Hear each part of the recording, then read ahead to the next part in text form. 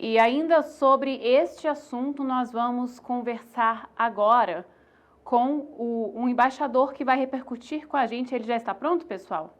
Já está com a gente, Roberto Abdennour, ele que foi embaixador do Brasil nos Estados Unidos, foi embaixador do Brasil na China também, então é uma fonte importantíssima para que a gente possa entender como funcionam de fato as articulações internas, né, e entender o que a gente não consegue ver a olho nu de toda essa articulação, negociação envolvendo Brasil e Estados Unidos, econômica e politicamente. Embaixador Roberto Abdennour, seja muito bem-vindo aqui ao programa. Pois não. Pois não? Roberto, já começo perguntando para o senhor. Hoje nós tivemos uma fala dos senadores que estão nos Estados Unidos e que já estão retornando também, dizendo que durante uma conversa com parlamentares, eles falaram sobre a importância de o Brasil ter um diálogo com os Estados Unidos. Por outro lado, aqui no Brasil, o presidente Lula disse que ninguém do governo Trump quer conversar. Isso tudo sobre as sanções de 50% aos produtos brasileiros. E temos essa informação sobre a lei Magnitsky também. Então, muita coisa em um dia só. Isso realmente prejudica a diplomacia brasileira com os Estados Unidos? Como que fica o futuro dessa relação entre os dois países? Olha, isso é muito sério. É inédito na história de nossas relações com os Estados Unidos e vai perdurar por muito tempo. Agora, eu queria chamar a atenção para a hipocrisia do governo americano ao sancionar o ministro Alexandre de Moraes por supostas violações de direitos humanos, quando o governo Trump retirou os Estados Unidos do Conselho de Direitos Humanos das Nações Unidas e tomou providências para anular entidades do governo dos Estados Unidos, inclusive do Departamento de Estados, que propugnavam pela democracia e pelos direitos humanos mundo afora. Além do que, o próprio Trump não está respeitando direitos humanos com a brutalidade e a crueldade com que ele está fazendo essas deportações. Hoje, cerca de 70% dos americanos são contra a maneira como ele está fazendo as deportações. Mesmo alguns que eram a favor das deportações, hoje estão sendo críticos dos exageros, da crueldade com que elas estão sendo feitas e dos prejuízos que elas estão causando à economia americana. De modo que há muita hipocrisia aí. Agora, isso é parte do que eu considero ser uma espécie de guerra política e econômica travada contra o governo Trump, contra o governo Lula. É uma tentativa de enfraquecer e debilitar e desestabilizar o governo Lula. Por quê? Porque é um governo de esquerda, é um governo que resiste aos Estados Unidos, que tem uma política assertiva, que tem uma presença internacional considerável, que tem relações fortes com a China, mas também com a União Europeia, com outros países da região latino-americana, África, Oriente Médio, por aí vai. É um país... É a 10ª economia do mundo, não é uma superpotência, mas é um país que conta no mundo e isso incomoda muito os Estados Unidos. Agora, por outro lado, vejam, o governo brasileiro está demonstrando flexibilidade. Hoje, ontem, o vice-presidente Alckmin se reuniu com as Big Techs e está demonstrando flexibilidade quanto à questão da regulamentação das atividades dessas empresas e quanto à tributação das atividades delas. Nossos senadores nos Estados Unidos estão tendo contato com senadores republicanos ligados ao Trump, que podem levar ao Trump ponderações em nosso favor. E os empresários americanos também estão se movendo. A US Chamber of Commerce é uma entidade muito poderosa nos Estados Unidos e também está se movendo em nosso favor. Infelizmente, apesar de toda essa movimentação, eu não acredito que o Trump venha a suavizar a sua posição em relação ao Brasil. Seguramente amanhã as sanções, as tarifas entrarão em vigor. Resta esperar que talvez, num segundo momento, mas nas próximas semanas ou meses, essa situação venha se flexibilizar, justamente por causa dos prejuízos que ela está causando não só ao Brasil, mas aos próprios Estados Unidos.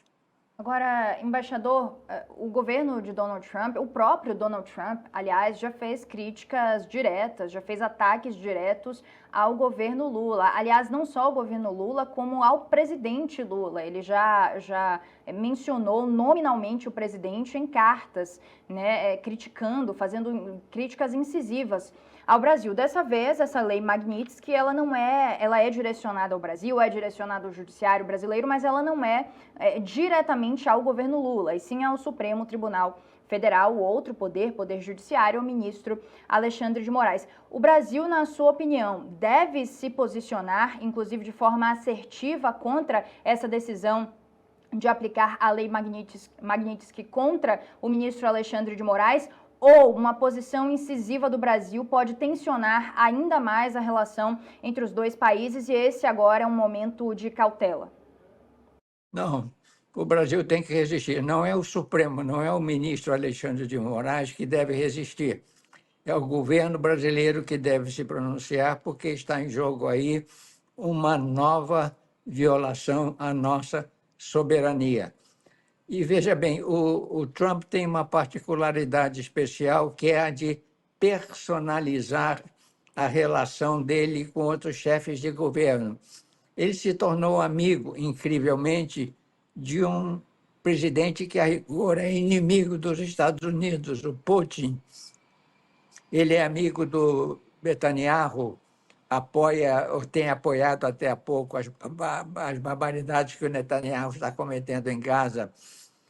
Ele se tornou amigo do ditador da Coreia do Norte no primeiro governo, e por aí vai.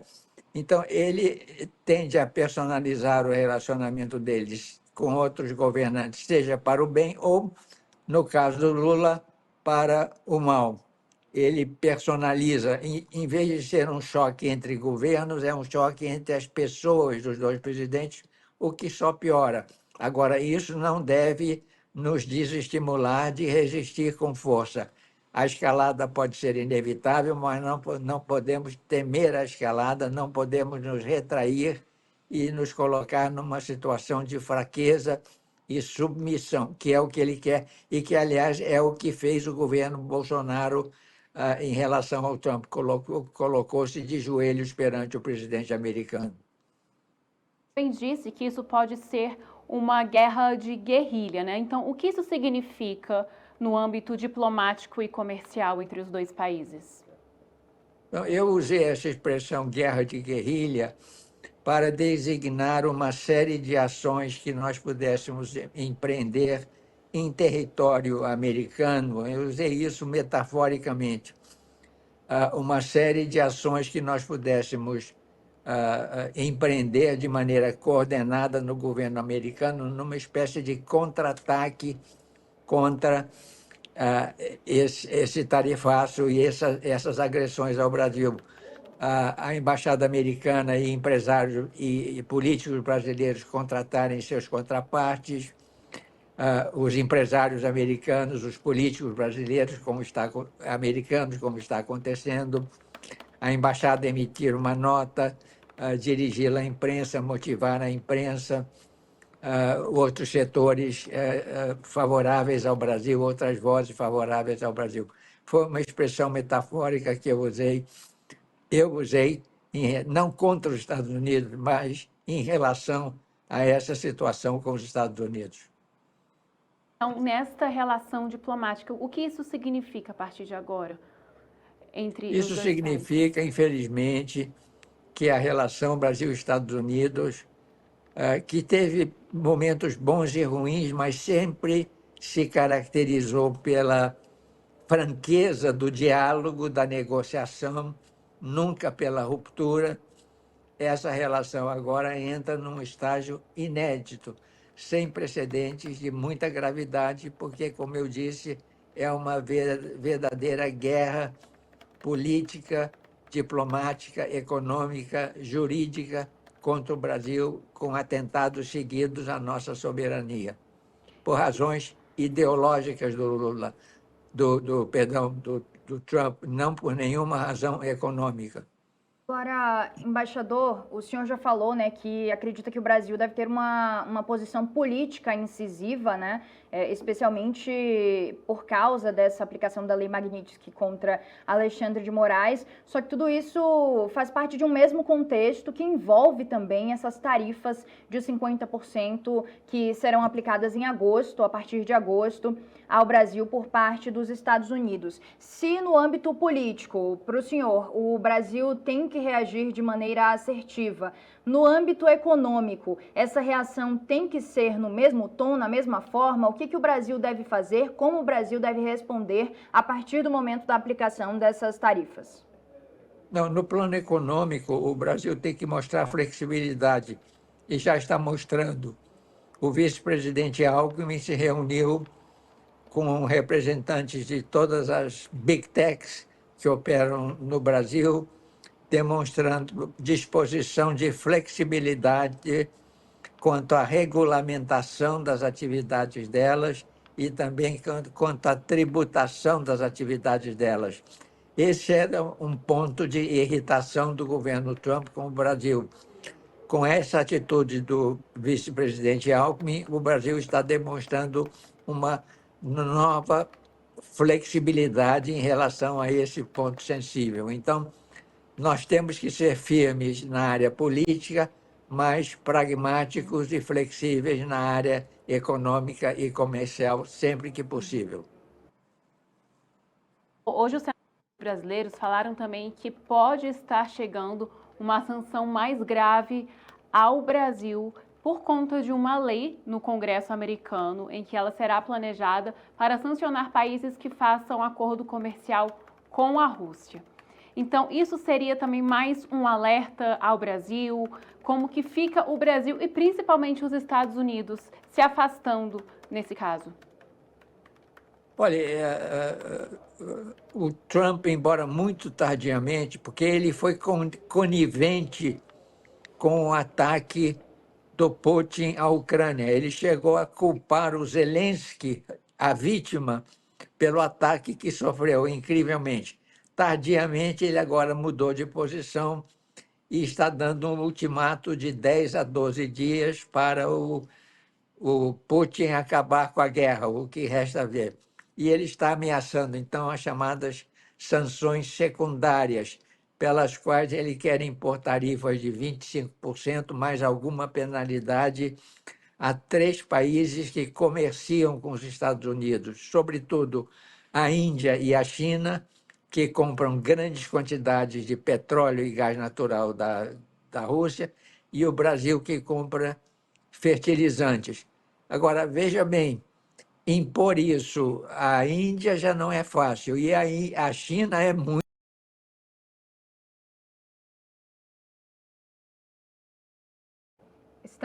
Estávamos conversando com Roberto Abdennour, que é diplomata, ex-embaixador do Brasil nos Estados Unidos, ex-embaixador do Brasil também na China. Ele estava falando para a gente o que, na opinião dele, deveria ser a atitude do Brasil, a postura do Brasil diante desse tarifaço que deve ser aplicado pelo presidente americano Donald Trump.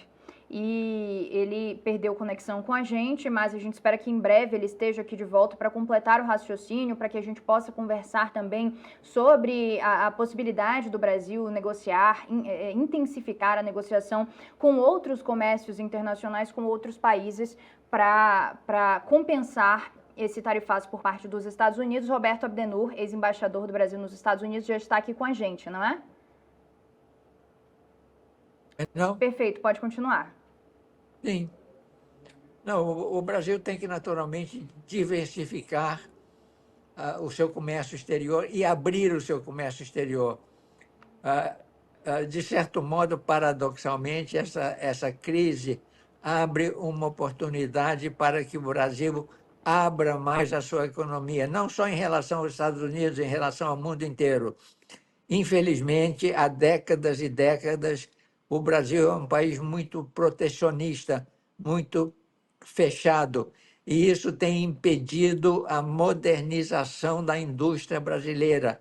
O Brasil ficou totalmente fora do extraordinário processo de globalização que transformou o mundo dos anos 80 para cá, e do qual a China e os Estados Unidos foram os principais atores.